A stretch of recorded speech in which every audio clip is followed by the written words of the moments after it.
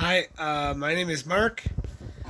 This is my miniature aquaponic system on the top of my 150-gallon fish tank. This is 13 days later. I just want to give you an update. Here's my lettuce and tomatoes. So that one plant right there is a tomato.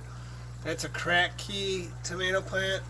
But everything else in here, this lettuce plant, which is my pride and joy right here, I planted her from seed right in the hydroton, and the rest of these too.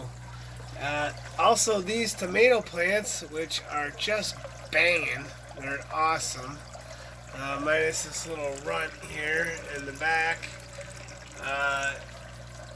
All came right out of the seed from the hydroton in an aquaponic system. My very first one. So this is really cool.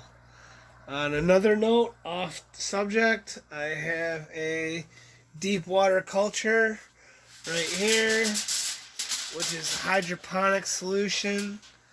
I have, let's see, 5 lettuce plants and 3 tomatoes, and they're gonna go out into my outdoor hydroponic system as soon as they are big enough, which is soon.